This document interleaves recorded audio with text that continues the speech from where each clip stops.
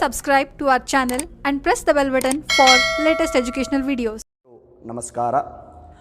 MGKS PSI YouTube ಚಾನಲ್ಗೆ ಎಲ್ಲರಿಗೂ ಸ್ವಾಗತ. ನಾನು ನಿಮ್ಮ ಲಗಮಣ್ಣ ಚೌಗಲ.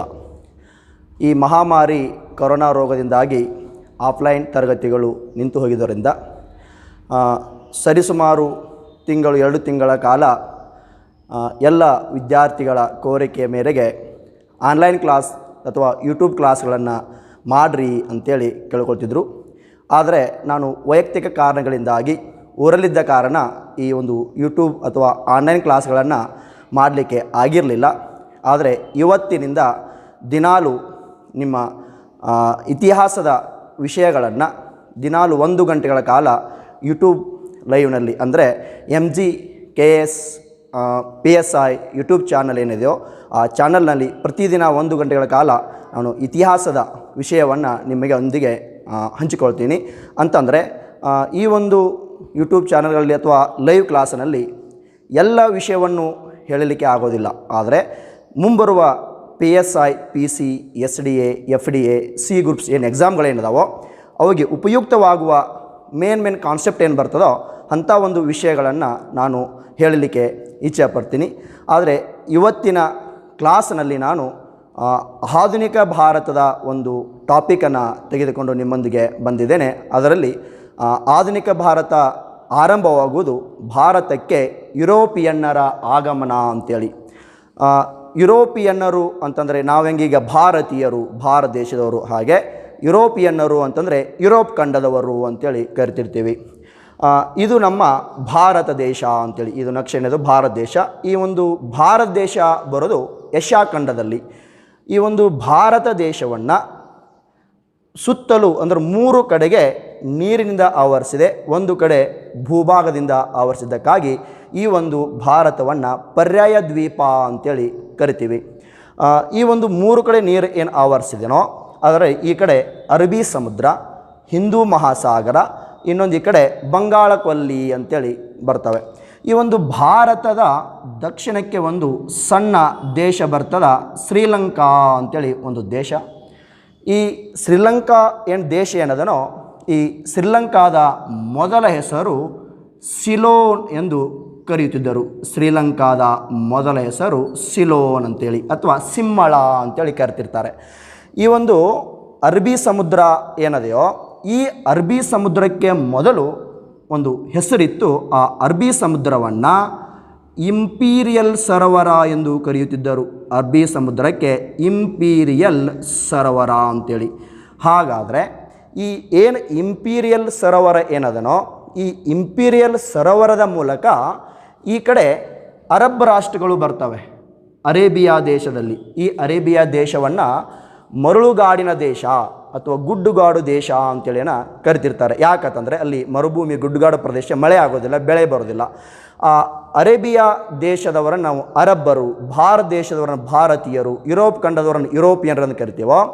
ಮೊದಲು ಈ ಅರಬ್ಬರು ಏನು ಮಾಡ್ತಿದ್ರು ಅಂತಂದರೆ ಇಂಪೀರಿಯಲ್ ಸರೋವರದ ಮೂಲಕ ಶ್ರೀಲಂಕಾ ದೇಶದೊಂದಿಗೆ ವ್ಯಾಪಾರವನ್ನು ಮಾಡ್ತಿರ್ತಾರೆ. ಯಾವ ಸರೋವರದ ಮೂಲಕ ಅಂತಂದರೆ ಇಂಪೀರಿಯಲ್ ಸರೋವರದ ಮೂಲಕ ನಿರಂತರವಾಗಿ ಅರೇಬಿಯಾದಿಂದ ಬಂದ ವ್ಯಾಪಾರಸ್ಥರು ಹಡಗಿನ ಮೂಲಕ ಶ್ರೀಲಂಕಾಕ್ಕೆ ಹೋಗಿ ವ್ಯಾಪಾರ ಮಾಡಿ ಒಂದಿಷ್ಟ ಅಪಾರವಾದ ಸಂಪತ್ತನ್ನು ಗಳಿಸ್ತಿರ್ತಾರೆ. ಆದರೆ ಈ ಅರಬ್ಬಿ ಸಮುದ್ರ ಇದು ಇಂಪೀರಿಯಲ್ ಸರೋವರದಲ್ಲಿ ಏನು ಅರಬ್ಬರ ಹಡಗುಗಳು ನಿರಂತರವಾಗಿ ಇರುತ್ತಿದ್ದವೋ ಆ ಇಂಪೀರಿಯಲ್ ಸರೋವರವು ಅರಬ್ಬರ ಆಳ್ವಿಕೆ ಒಳಪಟ್ಟಿತ್ತು. ಇಂಪೀರಿಯಲ್ ಸರೋವರ ಅರಬ್ಬರ ಹಿಡಿತದಲ್ಲಿ ಒಳಪಟ್ಟಿತ್ತು. ಅದಕ್ಕಾಗಿ ಈ ಇಂಪೀರಿಯಲ್ ಸರೋವರವನ್ನು ಅರಬ್ಬಿ ಸಮುದ್ರ ಎಂದು ಕರೆಯಲು ಪ್ರಾರಂಭಿಸಿದರು. ಯಾಕಂದರೆ ಈ ಸರೋವರ ಅರಬ್ಬರ ಹಿಡಿತಕ್ಕೆ ಒಳಪಟ್ಟಿದ್ದಕ್ಕಾಗಿ ಈ ಒಂದು ಸರೋವರಕ್ಕೆ ಅರಬ್ಬಿ ಸಮುದ್ರ ಅಂತೇಳಿ ಕರೆದರು. ಈ ಅರಬ್ಬಿ ಸಮುದ್ರದ ಮೂಲಕ ಅರಬ್ಬರು ನಿರಂತರವಾಗಿ ಶ್ರೀಲಂಕಾದೊಂದಿಗೆ ವ್ಯಾಪಾರ ಮಾಡ್ತಿದ್ರು. ಆದರೆ ಈ ಅರಬ್ಬರಿಗೆ ಭಾರತ ದೇಶ ಐತಿ ಅನ್ನೋ ವಿಷಯ ಗೊತ್ತಿತ್ತು. ಈ ಕಡೆ ಒಂದು ಅಂದ್ರೆ ಅರಬ್ಬಿ ಸಮುದ್ರ ಪೂರ್ವಕ್ಕೆ ಭಾರತ ಎಂಬ ಭೂಖಂಡ ಐತಿ ಅನ್ನೋದು ಗೊತ್ತಿತ್ತು. ಆದರೆ ನಮ್ಮ ಭಾರತ ದೇಶದಲ್ಲಿರುವ 3 ವಿಷಯಗಳು ಈ ಅರಬ್ಬರಿಗೆ ಗೊತ್ತಿರಲಿಲ್ಲ. ಅದಕ್ಕಾಗಿ ಅವರು ಭಾರತ ದೇಶಕ್ಕೆ ಬರದೆ ಶ್ರೀಲಂಕಾದೊಂದಿಗೆ ವ್ಯಾಪಾರ ಮಾಡ್ತಿರ್ತಾರೆ. ಭಾರತ ದೇಶ ಅನ್ನೋದು ಗೊತ್ತಿತ್ತು, ಆದರೆ 3 ವಿಷಯಗಳು ಗೊತ್ತಿರಲಿಲ್ಲ. ಆ 3 ವಿಷಯಗಳು ಯಾವುವು ಅಂತಂದರೆ, ಒಂದು, ನಮ್ಮ ಭಾರತ ದೇಶದ ಪಶ್ಚಿಮ ಕರಾವಳಿಯಲ್ಲಿ ಅಪಾರವಾದ ಮಸಾಲೆ ಪದಾರ್ಥಗಳನ್ನು ಬೆರೆತಿರ್ತಾರೆ. ಸಾಂಬಾರು ಪದಾರ್ಥ ಅಂತ ಕರಿತಿರ್ತೀವಿ ನಾವು. ಏಲಕ್ಕಿ, ದಾಲ್ಚಿನ್ನಿ, ಲವಂಗ, ಕಾಳುಮೆಣಸು, ಗೋಡಂಬಿ ಈ ಮುಂತಾದವುಗಳೇನು ಸಾಂಬಾರು ಪದಾರ್ಥಗಳು ಬರ್ತಿರ್ತಾವೋ ಅಂಥ ಸಾಂಬಾರ ಪದಾರ್ಥಗಳನ್ನು ಈ ಪಶ್ಚಿಮ ಕರಾವಳಿಯಲ್ಲಿ ಬೆಳ್ತಿರ್ತಾರೆ. ಅದು ಒಂದು ವಿಷಯ ಗೊತ್ತಿರಲಿಲ್ಲ. ಇನ್ನೊಂದು, ನಮ್ಮ ಭಾರತ ದೇಶ ಅತ್ಯಂತ ಶ್ರೀಮಂತವಾದ ದೇಶ ಆಗಿದೆ ಅನ್ನೋದು ಗೊತ್ತಿರಲಿಲ್ಲ, ಸಂಪದ್ಭರಿತವಾಗಿದೆ ಅನ್ನೋದು ಗೊತ್ತಿರಲಿಲ್ಲ. ಆಗಿನ ಕಾಲದಲ್ಲಿ ನಮ್ಮ ದೇಶದ ರಾಜರೆಲ್ಲರೂ ಅಪಾರವಾದ ಸಂಪತ್ತನ್ನು ಹೊಂದಿದ್ದರು. ಮಧ್ಯ ಭಾರತದಲ್ಲಿ ನಾವು ಕರ್ನಾಟಕದಲ್ಲಿ ಒಂದು ವಿಜಯನಗರ ಸಾಮ್ರಾಜ್ಯ ಅಂತ ಓದ್ತಿರ್ತೀವಿ. ಆವಾಗ ಆ ಒಂದು ವಿಜಯನಗರ ಸಾಮ್ರಾಜ್ಯದ ಎಲ್ಲ ವ್ಯಾಪಾರಸ್ಥರು ಸಿರಿ ಸಂಪತ್ತನ್ನು, ವಜ್ರ ವೈಡೂರ್ಯಗಳನ್ನು ಸೇರಿನಿಂದ ಅಳಿದು ಮಾರ್ತಿದ್ರು. ಅಂಥ ಒಂದು ಸಂಪತ್ತು ಭರಿತವಾದ ದೇಶ ಅನ್ನೋದು ಯುರೋಪಿಯನ್ ಇದು ಅರಬ್ಬರಿಗೆ ಗೊತ್ತಿರಲಿಲ್ಲ. ಎರಡು, ಇನ್ನೊಂದು, ಭಾರತ ದೇಶದಲ್ಲಿ ಇಸ್ಲಾಂ ಸಾಮ್ರಾಜ್ಯ, ಇಸ್ಲಾಂ ಧರ್ಮ ಇಲ್ಲ ಅನ್ನೋ ವಿಷಯ ಅರಬ್ಬರಿಗೆ ಗೊತ್ತಿರಲಿಲ್ಲ. ಈ ಮೂರು ವಿಷಯಗಳು ಗೊತ್ತಿರಲಿಲ್ಲ. ಒಂದು, ಭಾರತ ದೇಶ ಸಂಪದ್ಭರಿತವಾಗಿದೆ. ಇನ್ನೊಂದು, ಪಶ್ಚಿಮ ಕರಾವಳಿಯಲ್ಲಿ ಸಾಂಬಾರು ಪದಾರ್ಥಗಳನ್ನು ಬೆಳೀತಾರೆ ಅನ್ನೋ ವಿಷಯ ಗೊತ್ತಿರಲಿಲ್ಲ. ಇನ್ನೊಂದು, ಭಾರತದಲ್ಲಿ ಇಸ್ಲಾಂ ಸಾಮ್ರಾಜ್ಯ ಇಲ್ಲ, ಇಸ್ಲಾಂ ಧರ್ಮ ಇಲ್ಲ ಅನ್ನೋ ವಿಷಯ ಗೊತ್ತಿರಲಿಲ್ಲ. ಅವರು ನಿರಂತರವಾಗಿ ಅರಬ್ಬಿ ಸಮುದ್ರದ ಮೂಲಕ ಶ್ರೀಲಂಕಾದೊಂದಿಗೆ ವ್ಯಾಪಾರವನ್ನು ಮಾಡ್ತಿರ್ತಾರೆ. ಒಂದು ದಿನ ವ್ಯಾಪಾರ ಮಾಡಿ ಅಪಾರವಾದ ಸಂಪತ್ತನ್ನು ತುಂಬಿಕೊಂಡು ಮರಳಿ ತಮ್ಮ ದೇಶಕ್ಕೆ ಹೋಗುವಾಗ ಈ ಅರಬ್ಬಿ ಸಮುದ್ರದಲ್ಲಿ ಅಪಾರವಾದ ಬಿರುಗಾಳಿಗಳು ಬೀಸಕ್ಕೆ ಸ್ಟಾರ್ಟ್ ಮಾಡ್ತವೆ. ಆ ಬಿರುಗಾಳಿಗಳು ಬೀಸಿದಾಗ ಆ ಬಿರುಗಾಳಿಗಳಿಗೆ ಸಿಲುಕಿ ತಮ್ಮ ದೇಶಕ್ಕೆ ಹೋಗಬೇಕಾದ ಹಡಗುಗಳು ಆ ಬಿರುಗಾಳಿಗಳು ಸಿಲುಕಿ ಏನು ಮಾಡಿದವು ಅಂತಂದರೆ ಭಾರತದ ಪಶ್ಚಿಮ ಕರಾವಳಿಗೆ ಬಂದು ನಿಂತು ಬಿಡ್ತಾರೆ. ಆ ಹಡಗುಗಳು ಪಶ್ಚಿಮ ಕರಾವಳಿಗೆ ಬಂದು ತಲುಪಿದಾಗ ಅರಬ್ಬರು ಏನು ಮಾಡಿದರು ಅಂತಂದ್ರೆ ತಮ್ಮ ಹಡಗುಗಳನ್ನು ಹುಡುಕಿಕೊಂಡು ಬಂದಾಗ ಅರಬ್ಬರಿಗೆ ಭಾರತದಲ್ಲಿ ಇರುವ ಈ ಮೂರು ವಿಷಯಗಳು ಗೊತ್ತಾಗ್ತವೆ. ಪ್ರಾಚೀನದಲ್ಲಿ ಇದು ಪಶ್ಚಿಮ ಭಾಗದಲ್ಲಿ ಅಪಾರವಾದ ಮಸಾಲೆ ಪದಾರ್ಥ ಬೆಳೀತಾರೆ ಅನ್ನೋ ವಿಷಯ ಗೊತ್ತಾಯಿತು. ಇನ್ನೊಂದು, ಸಂಪತ್ತು ಭರಿತವಾಗಿದೆ ಅನ್ನೋದು ಗೊತ್ತಾಗ್ತದೆ. ಇನ್ನೊಂದು, ಇಲ್ಲಿ ಯಾವ ಧರ್ಮ ಇಲ್ಲ ಅಂತಂದರೆ ಇಸ್ಲಾಂ ಧರ್ಮ ಇಲ್ಲ ಅನ್ನೋ ವಿಷಯ, ಮೂರು ವಿಷಯಗಳು ಗೊತ್ತಾದಾಗ ಈ ಅರಬ್ಬರು ನಿರಂತರವಾಗಿ ಏನು ಶ್ರೀಲಂಕಾದೊಂದಿಗೆ ವ್ಯಾಪಾರ ಮಾಡ್ತಿದ್ರೋ ಈ ಶ್ರೀಲಂಕಾದೊಂದಿಗೆ ವ್ಯಾಪಾರ ಮಾಡೋದನ್ನು ಬಿಟ್ಟು ಭಾರತದೊಂದಿಗೆ ವ್ಯಾಪಾರವನ್ನು ಆರಂಭಿಸಿದರು.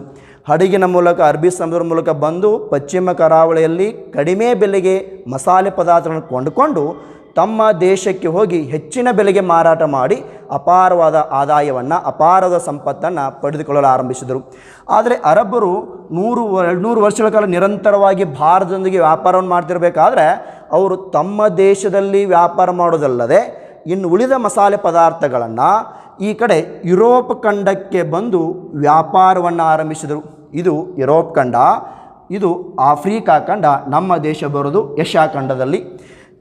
ಅರಬ್ಬರು ಭಾರತದಲ್ಲಿರುವ ಮಸಾಲೆ ಪದಾರ್ಥನ ತಗೊಂಡು ಹೋಗಿ ತಮ್ಮ ದೇಶದಲ್ಲಿ ಮಾರಾಟ ಮಾಡುವುದಲ್ಲದೆ ಯುರೋಪ್ ಖಂಡಕ್ಕೆ ಹೋಗಿ ವ್ಯಾಪಾರ ಮಾಡಿ ಏನು ಮಾಡ್ತಿದ್ರು ಅಂತಂದರೆ ಅಪಾರವಾದ ಮಸಾಲೆ ಪದಾರ್ಥನ ಸಂಪತ್ತನ್ನು ಗಳಿಸಲು ಪ್ರಾರಂಭಿಸಿದರು. ಆವಾಗ ಯುರೋಪಿಯನ್ನರು ವಿಚಾರ ಮಾಡಿದರು, ಇದು ಮರಳುಗಾಡಿನ ದೇಶ, ಬರಗಾಲ ದೇಶ, ಇಲ್ಲಿ ಇಂಥ ಒಂದು ಮಸಾಲೆ ಪದಾರ್ಥ ಬೆಳೆಯಲು ಸಾಧ್ಯ ಇಲ್ಲ. ಈ ಮಸಾಲೆ ಪದಾರ್ಥಗಳನ್ನು ಎಲ್ಲಿಂದ ತರ್ತಿರಬಹುದು ಅನ್ನೋದು ವಿಚಾರ ಮಾಡಿದಾಗ ಯುರೋಪಿಯನ್ನರಿಗೆ ಅವಾಗ ಗೊತ್ತಾಗ್ತದ ಒಂದು ವಿಷಯ, ಈ ಅರಬ್ಬರು ಭಾರತದಿಂದ ಮಸಾಲೆ ಪದಾರ್ಥಗಳನ್ನು ತರ್ತಿದ್ದಾರೆ ಅನ್ನೋ ವಿಷಯ ಗೊತ್ತಾಗ್ತದೆ.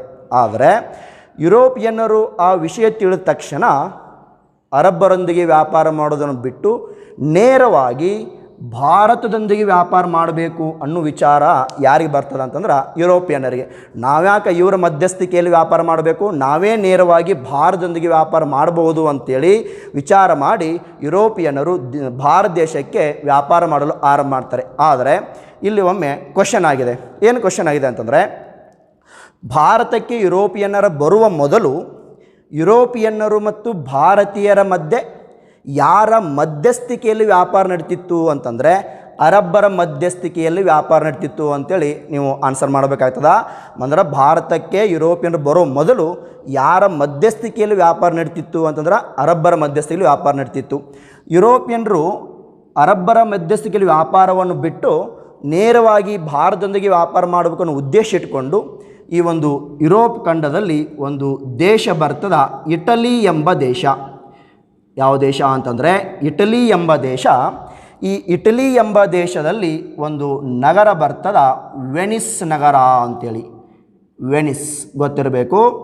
ದೇಶ ಎಂದು ಕೇಳಿದಾಗ ಇಟಲಿ ಎಂಬ ದೇಶ, ನಗರ ಎಂದು ಕೇಳಿದರೆ ವೆನಿಸ್ ನಗರ ಅಂತೇಳಿ. ಇಟಲಿ ದೇಶದಲ್ಲಿ ವೆನಿಸ್ ನಗರದಲ್ಲಿ ಒಬ್ಬ ವ್ಯಾಪಾರಸ್ಥ ಇದ್ದ, ಮಾರ್ಕೋ ಪೋಲೋ ಎಂಬ ವ್ಯಾಪಾರಸ್ಥ. ವೆನಿಸ್ ನಗರದ ಒಬ್ಬ ವ್ಯಾಪಾರಸ್ಥ ಮಾರ್ಕೋ ಪೋಲೋ. ಈ ಮಾರ್ಕೋ ಪೋಲೋ ಯಾವ ದೇಶದವನು ಎಂಬ ಒಂದು ಕ್ವಶನ್ ಕೇಳಿದ್ದಾರೆ. ಅವನು ಇಟಲಿ ದೇಶದವನು. ಯಾವ ನಗರದವನು ಎಂದು ಕೇಳಿದರೆ ವೆನಿಸ್ ನಗರ ಅಂತೇಳಿ ಇರ್ತಿರಬೇಕು. ಮಾರ್ಕೋ ಪೋಲೋ ಯಾವ ನಗರದವನು ಅಂತ ಕೇಳಿದರೆ ಫಸ್ಟ್ ಆಪ್ಷನ್ ಇಟಲಿ ಅಂತ ಇಟ್ಟಿರ್ತಾರೆ, ಲಾಸ್ಟ್ ಆಪ್ಷನ್ ವೆನಿಸ್ ಅಂತ ಇರ್ತದೆ. ದೇಶ ಅಂತ ಕೇಳಿದರೆ ಇಟಲಿ, ನಗರ ಎಂದು ಕೇಳಿದರೆ ವೆನಿಸ್ ನಗರ ಅಂತೇಳಿ. ಈ ಮಾರ್ಕೋ ಪೋಲೋ ವೆನಿಸ್ ನಗರದಿಂದ ಭಾರತದೊಂದಿಗೆ ವ್ಯಾಪಾರ ಮಾಡಬೇಕನ್ನೋ ಉದ್ದೇಶ ಇಟ್ಕೊಂಡು ಕ್ರಿಸ್ತಶಕ 1295ರಲ್ಲಿ, ಈ ಇಸ್ವಿ ಗೊತ್ತಿರಬೇಕು, ಕ್ರಿಸ್ತಶಕ 1295ರಲ್ಲಿ ಮಾರ್ಕೋ ಪೋಲೋ ಇಟಲಿ ದೇಶದಿಂದ ಭಾರತಕ್ಕೆ ಮೊಟ್ಟ ಮೊದಲ ಬಾರಿಗೆ ವ್ಯಾಪಾರವನ್ನು ಆರಂಭ ಮಾಡ್ತಾನೆ. 1295ರಲ್ಲಿ ಭಾರತಕ್ಕೆ ಭೂಮಾರ್ಗದಿಂದ ವ್ಯಾಪಾರ ಆರಂಭ ಮಾಡಿದ. ಅವನು ಭಾರತಕ್ಕೆ ಬರಬೇಕಾದ್ರೆ ಇಲ್ಲಿ ಒಂದು ಕಾನ್ಸ್ಟಾಂಟಿನೋಪಲ್ ನಗರ ಅಂಥೇಳಿ ಒಂದು ಭೂಮಾರ್ಗ ಇತ್ತು. ಆ ಕಾನ್ಸ್ಟಾಂಟಿನೋಪಲ್ ನಗರವನ್ನು ಇವಾಗ ಇಸ್ತಾಂಬೂಲ್ ಎಂದು ಕರೆಯುತ್ತಾರೆ. ಇಸ್ತಾಂಬೂಲಿನ ಮೊದಲ ಹೆಸರು ಕಾನ್ಸ್ಟಾಂಟಿನೋಪಲ್ ಅಂತೇಳಿ, ಈಗಿನ ಹೆಸರು ಇಸ್ತಾಂಬೂಲ್ ಅಂತ ಬರ್ತದೆ. ಈ ಒಂದು ಇಸ್ತಾಂಬೂಲಿನ ಪ್ರದೇಶದ ಮೂಲಕ ಭಾರತದೊಂದಿಗೆ ವ್ಯಾಪಾರವನ್ನು ಆರಂಭಿಸಿದ ಆ ಒಂದು ಇಸ್ತಾಂಬೂಲ್ ಈಗ ಈ ಕಡೆ ಏಷ್ಯಾ, ಈ ಕಡೆ ಯುರೋಪ್, ಎರಡೂ ಖಂಡಗಳಿಗೆ ಗಡಿಯನ್ನು ಹಂಚಿಕೊಂಡ ಏಕೈಕ ಭೂಪ್ರದೇಶ ಅಂತಂದರೆ ಇಸ್ತಾಂಬೂಲ್ ಅಥವಾ ಕಾನ್ಸ್ಟಾಂಟಿನೋಪಲ್ ನಗರ. ಈ ಕಡೆ ಯುರೋಪ್ ಖಂಡಕ್ಕೂ ಗಡಿಯನ್ನು ಹಂಚಿಕೊಂಡಿದೆ, ಈ ಕಡೆ ಏಷ್ಯಾ ಖಂಡಕ್ಕೂ ಗಡಿಯನ್ನು ಹಂಚಿಕೊಂಡಿರುವ ಏಕೈಕ ಭೂಪ್ರದೇಶ. ಈ ಒಂದು ಕಾನ್ಸ್ಟಾಂಟಿನೋಪಲ್ ನಗರದ ಮೂಲಕ ಮಾರ್ಕೋ ಪೋಲೋ 1295ರಲ್ಲಿ ಮೊದಲ ಬಾರಿಗೆ ಭಾರತಕ್ಕೆ ಭೇಟಿ ಕೊಟ್ಟಾಗ ಅವನು ಯಾರ ಆಸ್ಥಾನಕ್ಕೆ ಭೇಟಿ ಕೊಟ್ಟ ಅಂತಂದರೆ ಆವಾಗ ಇಲ್ಲಿ ಆಂಧ್ರ ಪ್ರದೇಶ್ ಎಂಬ ರಾಜ್ಯ, ಈಗ ಆಂಧ್ರ ಪ್ರದೇಶದ ವಾರಂಗಲದ ಕಾಕತೀಯರು ಅಂತೇಳಿ ಆಳ್ವಿಕೆ ಮಾಡ್ತಿದ್ರು. ವಾರಂಗಲದ ಕಾಕತೀಯರು, ಆಂಧ್ರ ಪ್ರದೇಶದ ವಾರಂಗಲದ ಕಾಕತೀಯರ ಆಸ್ಥಾನಕ್ಕೆ 1295ರಲ್ಲಿ ಭಾರತದಲ್ಲಿ ದೆಹಲಿ ಸುಲ್ತಾನರ ಆಳ್ವಿಕೆ ಇತ್ತು. ಆ ಒಂದು ದೆಹಲಿ ಸುಲ್ತಾನರ ಅಧೀನದಲ್ಲಿ ವಾರಂಗಲ ಕಾಕತೀಯರ ಆಳ್ವಿಕೆ ಮಾಡ್ತಿರ್ತಾರೆ. ಈ ವಾರಂಗಲ ಕಾಕತೀಯರ ಆಸ್ಥಾನಕ್ಕೆ ಮಾರ್ಕೋ ಪೋಲೋ ಮೊದಲ ಬಾರಿಗೆ ಭೇಟಿ ಕೊಟ್ಟು ಅವರ ಅನುಮತಿ ಪಡೆದುಕೊಂಡು ನೇರವಾಗಿ ಭಾರತದೊಂದಿಗೆ ವ್ಯಾಪಾರವನ್ನು ಆರಂಭ ಮಾಡ್ತಾನೆ. ಮಾರ್ಕೋ ಪೋಲೋ 1295ರಲ್ಲಿ ಏನು ವ್ಯಾಪಾರವನ್ನು ಆರಂಭಿಸಿದನೋ ಸರಿಸುಮಾರು 100-200 ವರ್ಷಗಳ ಕಾಲ ಇದೇ ಕಾನ್ಸ್ಟಾಂಟಿನೋಪಲ್ ನಗರದ ಮೂಲಕವೇ ವ್ಯಾಪಾರ ಆರಂಭಿಸಿದರು. ಆದರೆ ಇಲ್ಲಿ ನಷ್ಟ ಆಗಿದ್ದು ಅರಬ್ಬರಿಗೆ. ಯಾಕೆ ನಷ್ಟ ಆಯಿತು ಅಂತಂದ್ರೆ ಅವರು ಕಡಿಮೆ ಬೆಲೆಗೆ ಕೊಂಡುಕೊಂಡು ಹೆಚ್ಚಿನ ಬೆಲೆಗೆ ಮಾರಾಟ ಮಾಡಿ ಅಪಾರವಾದ ಆದಾಯವನ್ನು ಗಳಿಸ್ತಿದ್ರು. ಆವಾಗ ಯುರೋಪಿಯನ್ನರು ಇವರ ಮಧ್ಯೆ ವ್ಯಾಪಾರ ಮಾಡೋದನ್ನು ಬಿಟ್ಟು ಯಾವಾಗ ನೇರವಾಗಿ ವ್ಯಾಪಾರ ಆರಂಭಿಸಿದರೋ ಆವಾಗ ಯಾರಿಗೆ ನಷ್ಟ ಆಯಿತು ಅಂತಂದರೆ ಅರಬ್ಬರಿಗೆ. 100-200 ವರ್ಷಗಳ ಕಾಲ ಭೂಮಾರ್ಗದ ಮೂಲಕ ವ್ಯಾಪಾರ ಆರಂಭಿಸಿದಾಗ ಮುಂದೆ ಈ ಒಂದು ಅರೇಬಿಯಾ ದೇಶದಲ್ಲಿ, ಅರಬ್ ರಾಷ್ಟ್ರಗಳಲ್ಲಿ ಟರ್ಕರು, ಅರಬ್ಬರು ಅಂತ ಬರ್ತಾರೆ. ಅಲ್ಲಿ ಇಸ್ಲಾಮರ ಆಗಮನದಲ್ಲಿ ನಾವು ಹೇಳ್ತಿರ್ತೀವಿ, ಭಾರತಕ್ಕೆ ಬಂದ ಮೊದಲ ಇಸ್ಲಾಮರು ಅಂದರೆ ಅರಬ್ಬರು, ನಂತರ ಬಂದ ಇಸ್ಲಾಮರು ಅಂದರೆ ಟರ್ಕರು. ಭಾರತದಲ್ಲಿ ಇಸ್ಲಾಂ ಸಾಮ್ರಾಜ್ಯವನ್ನು ಸ್ಥಾಪಿಸಲು ಅರಬ್ಬರಿಂದ ಆಗಲಿಲ್ಲ, ಆದರೆ ಟರ್ಕರಿಂದ ಆಗ್ತದೆ. ಮೊಹಮ್ಮದ್ ಗಜ್ನಿ, ಮೊಹಮ್ಮದ್ ಗೋರಿ ಅಂತ ಬರ್ತಾರಲ್ಲಿ. ಅಲ್ಲಿ ಟರ್ಕರು ಅಂತ ಏನು ಬರ್ತಾರೋ ಆ ಟರ್ಕರು ಏನು ಮಾಡಿದ್ರು ಅಂತಂದರೆ ಕ್ರಿಸ್ತ ಶಕ 1453ರಲ್ಲಿ ಅಟೋಮನ್ ಟರ್ಕರು ಕಾನ್ಸ್ಟಾಂಟಿನೋಪಲ್ ನಗರದ ಮೇಲೆ ದಾಳಿ ಮಾಡ್ತಾರೆ. ಕ್ರಿಸ್ತ ಶಕ 1453ರಲ್ಲಿ. ಇದು ವೆರಿ ಇಂಪಾರ್ಟೆಂಟ್, ಇದು ಭಾಳ ಸರಿ ಕ್ವಶನ್ ಕೇಳಿದರೆ. ಟರ್ಕರು ಕಾನ್ಸ್ಟಾಂಟಿನೋಪಲ್ ನಗರದ ಮೇಲೆ ಆಕ್ರಮಣ ಮಾಡಿದ ವರ್ಷ ಅಂತ ಕೇಳಿದರೆ 1453ರಲ್ಲಿ ಅಟೋಮನ್ ಟರ್ಕರು ದಾಳಿ ಮಾಡ್ತಾರೆ. ದಾಳಿ ಮಾಡಿ ಕಾನ್ಸ್ಟಾಂಟಿನೋಪಲ್ ನಗರವನ್ನು ವಶಪಡಿಸಿಕೊಂಡು ಭೂಮಾರ್ಗದ ಮೂಲಕ ಏನು ಯುರೋಪಿಯನ್ರು ವ್ಯಾಪಾರವನ್ನು ಆರಂಭ ಮಾಡ್ತಿದ್ರೋ, ವ್ಯಾಪಾರ ನಡೆಸ್ತಿದ್ರೋ, ಅವರು ವ್ಯಾಪಾರ ಮಾಡುವ ದಾರಿಯನ್ನು ಬಂದ್ ಮಾಡ್ತಾರೆ. ಯಾರಂದರೆ ಅಟೋಮನ್ ಟರ್ಕರು. ಯಾವಾಗ ಅಟೋಮನ್ ಟರ್ಕರು ಈ ಕಾನ್ಸ್ಟಾಂಟಿನೋಪಲ್ ನಗರವನ್ನು ವಶಪಡಿಸ್ಕೊಳ್ತಾರೋ ಆವಾಗ ಯುರೋಪಿಯನ್ರು ಭಾರತಕ್ಕೆ ಬರುವ ಭೂಮಾರ್ಗ ಮುಚ್ಚೋಯ್ತು. ಅವ್ರು ಭಾರತಕ್ಕೆ ಬರಬೇಕಾದ್ರೆ ಅದೇ ಭೂಮಾರ್ಗದ ಮೂಲಕ ಬರಬೇಕಾಗಿತ್ತು. ಈ ಅಟೋಮನ್ ಟರ್ಕರು ಆ ದಾರಿಯನ್ನು ಬಂದ್ ಮಾಡ್ತಾರೆ. ಆದರೆ ಯುರೋಪಿಯನ್ನರು ಮಾಂಸಾಹಾರಿಗಳಾಗಿದ್ದರಿಂದ ಅವ್ರಿಗೇನು ಅವಶ್ಯಕತೆ ಇತ್ತು ಅಂತಂದರೆ ಆ ಮಸಾಲೆ ಪದಾರ್ಥಗಳ ಅವಶ್ಯಕತೆ ಇರ್ತದೆ. ಅವ್ರಿಗೆ ಮಸಾಲೆ ಪದಾರ್ಥಗಳ ಅವಶ್ಯಕತೆ ಇತ್ತು. ಭೂಮಾರ್ಗ ಮುಚ್ಚಿ ಹೋಗಿದೆ. ಆವಾಗ ವಾಯುಮಾರ್ಗ ಇರಲಿಲ್ಲ. ಭೂಮಾರ್ಗ ಮುಚ್ಚಿ ಹೋಯಿತು, ವಾಯುಮಾರ್ಗ ಇರಲಿಲ್ಲ. ಉಳಿದಿರೋದು ಒಂದೇ ಮಾರ್ಗ. ಅದೇ ಯಾವ ಮಾರ್ಗ ಅಂದರೆ ಜಲಮಾರ್ಗ ಅಂತೇಳಿ. ಯಾಕಂದ್ರೆ ಭೂಮಾರ್ಗ ಮುಚ್ಚೋಗಿದೆ, ವಾಯುಮಾರ್ಗ ಇರಲಿಲ್ಲ. ಉಳಿದಿರೋದು ಒಂದೇ ಮಾರ್ಗ, ಜಲಮಾರ್ಗ. ಹೆಂಗಾದರೂ ಮಾಡಿ ಭಾರತಕ್ಕೆ ಹೋಗಿ ವ್ಯಾಪಾರ ಮಾಡಬೇಕನ್ನೋ ಉದ್ದೇಶ ಯುರೋಪಿಯನ್ನರದು. ಆದರೆ ದಾರಿ ಮುಚ್ಚೋಗಿತ್ತು. ವಾಯುಮಾರ್ಗ ಇರಲಿಲ್ಲ, ಜಲಮಾರ್ಗ ಸಂಶೋಧನೆ ಮಾಡಬೇಕು ಅನ್ನೋದು ವಿಚಾರ ಯಾರಿಗೆ ಬಂತು ಅಂತಂದರೆ ಯುರೋಪಿಯನ್ರಿಗೆ. ಅದಕ್ಕಾಗಿ ಹೇಳ್ತಿರ್ತಾರೆ ಅವಶ್ಯಕತೆಯೇ ಶೋಧನೆಯ ಜನನಿ ಅಂತ ಕರೆದ್ರು. ನಮಗೆ ಯಾವಾಗ ಅವಶ್ಯಕತೆ ಬೀಳ್ತದೋ ಅವನ್ನ ಸಂಶೋಧನೆ ಮಾಡಲು ಪ್ರಾರಂಭ ಮಾಡ್ತೀವಿ, ಹುಡುಕಾಡಕ್ಕೆ ಪ್ರಾರಂಭ ಮಾಡ್ತೀವಿ. ಅವಶ್ಯಕತೆ ಬೀಳುತ್ತಾನೆ ನಾವು ಯಾವುದಕ್ಕೂ ಕೈ ಹಾಕೋದಿಲ್ಲ.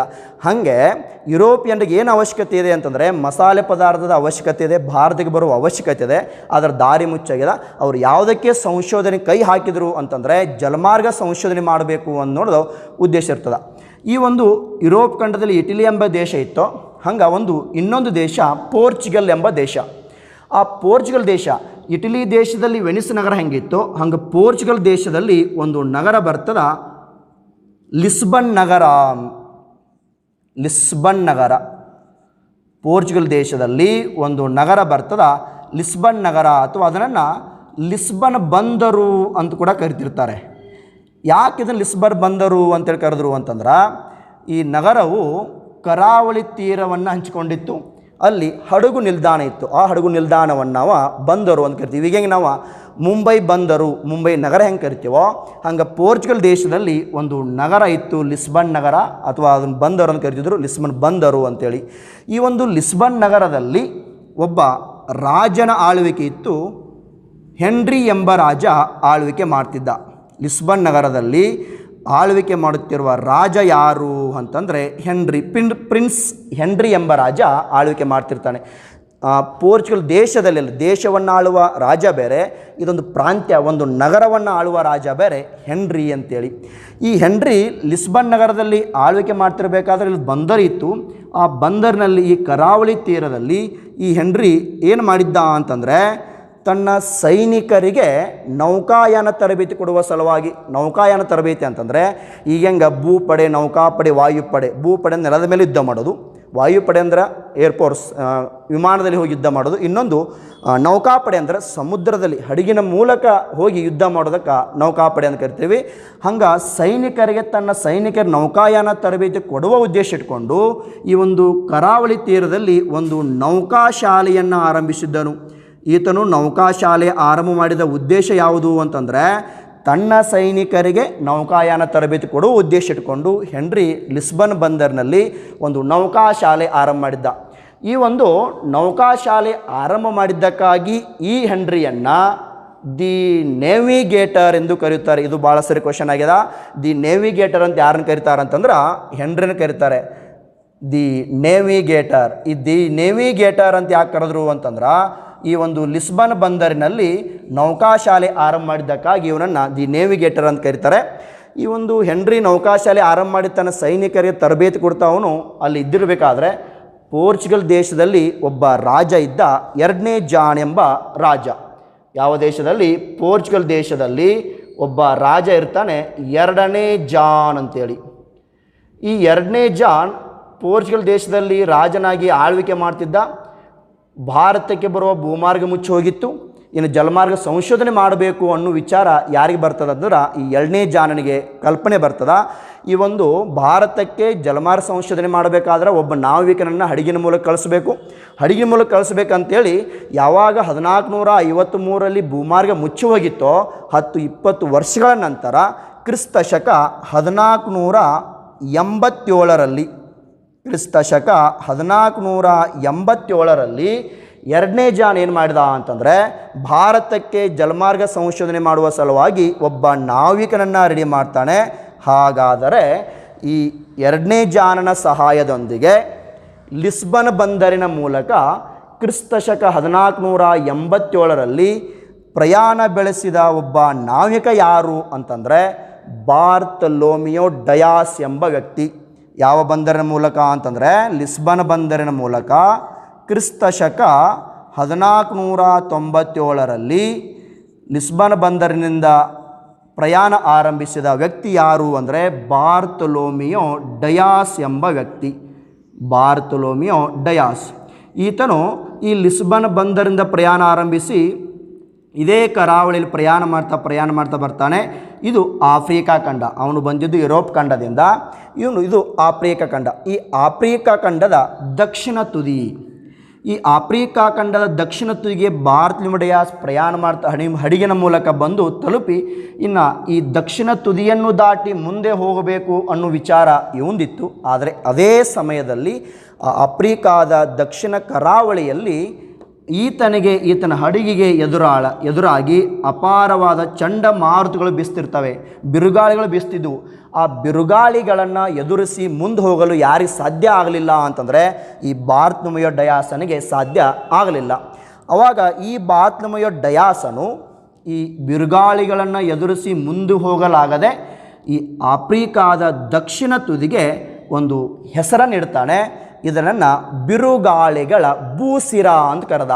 ಆಫ್ರಿಕಾದ ದಕ್ಷಿಣ ತುದಿಯನ್ನು ಬಾರ್ತಲೋಮಿಯೋ ಡಯಾಸನು ಏನೆಂದು ಹೆಸರಿಸಿದ ಅಂದರೆ ಬಿರುಗಾಳಿಗಳ ಭೂಸಿರ, ಕೇಪ್ ಆಫ್ ಸ್ಟಾರ್ಮ್ಸ್ ಎಂದು ಹೆಸರಿಸಿದನು.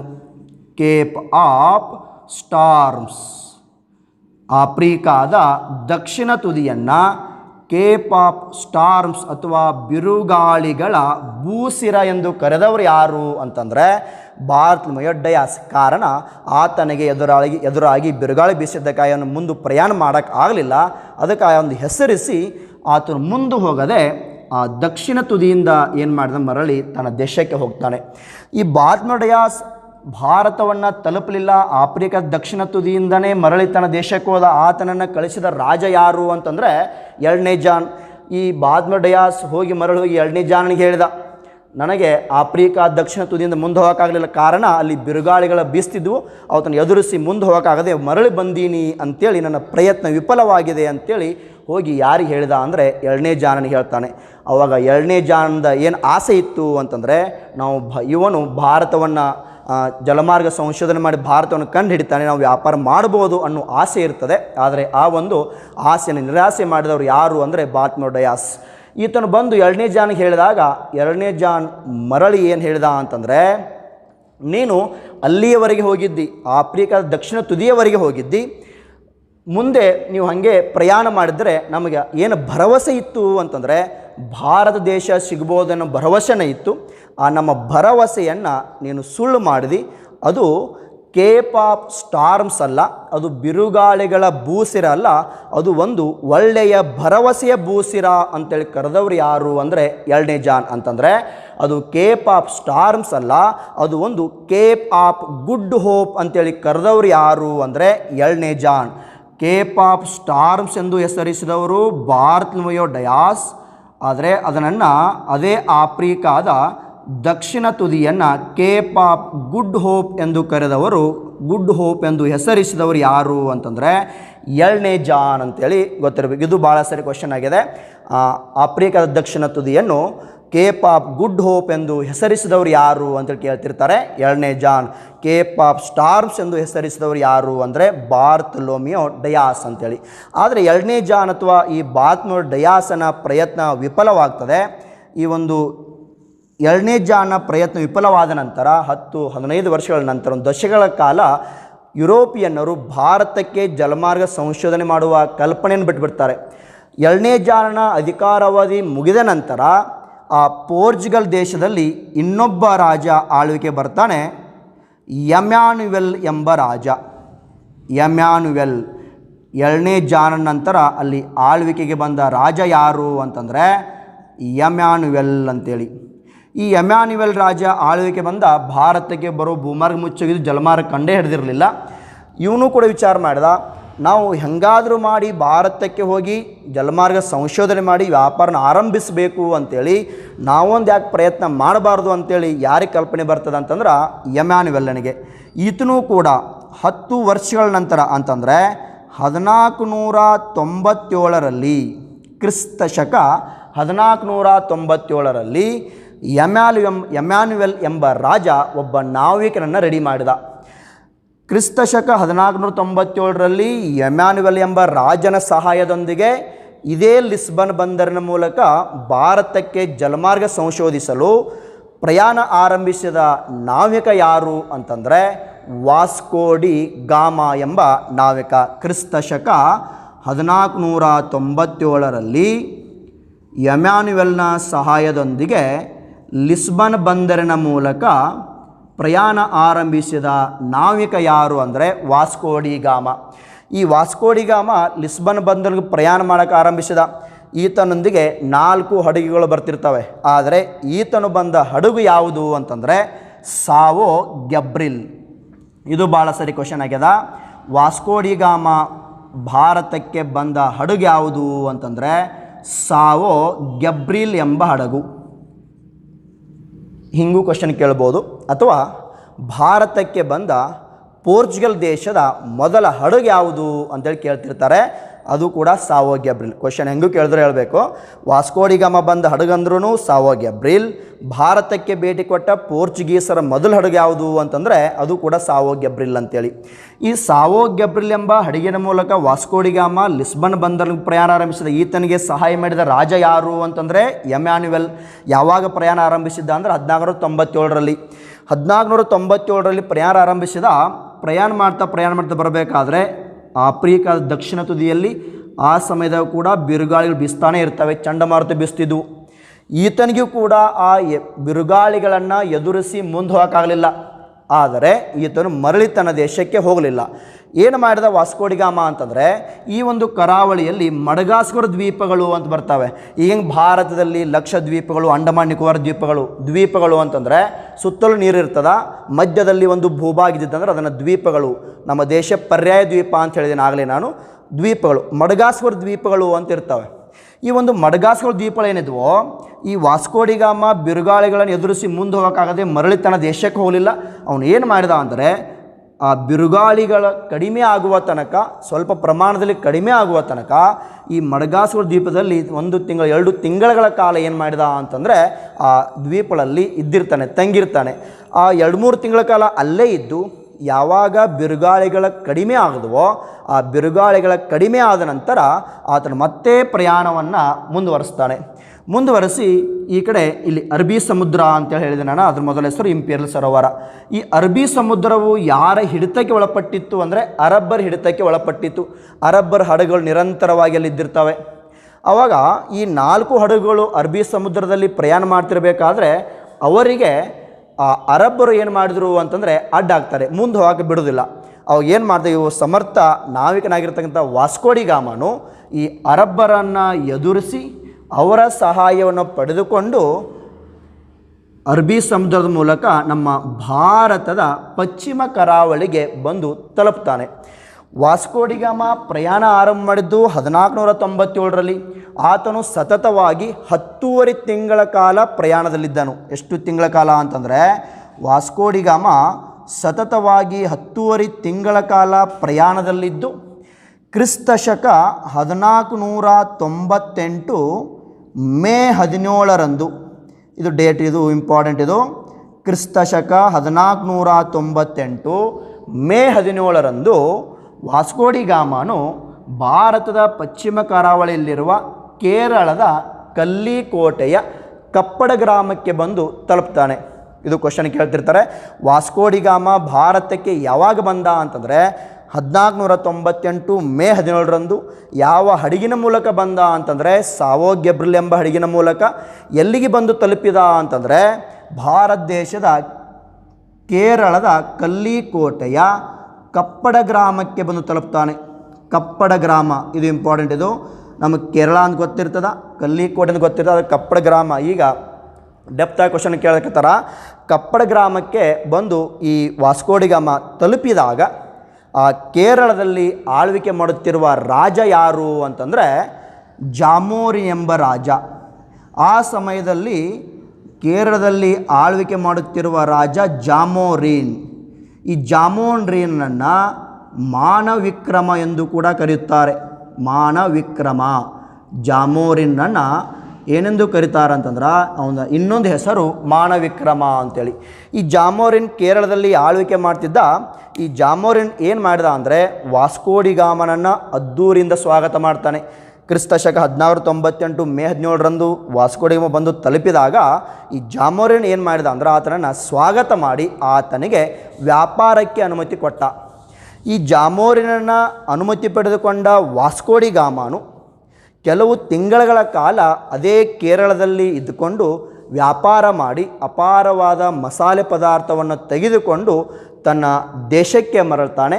ಹಾಗಾದರೆ ಭಾರತಕ್ಕೆ ಜಲಮಾರ್ಗ ಸಂಶೋಧಿಸಿದ ನಾವಿಕ ಯಾರು ಅಂದರೆ ವಾಸ್ಕೋಡಿಗಾಮ.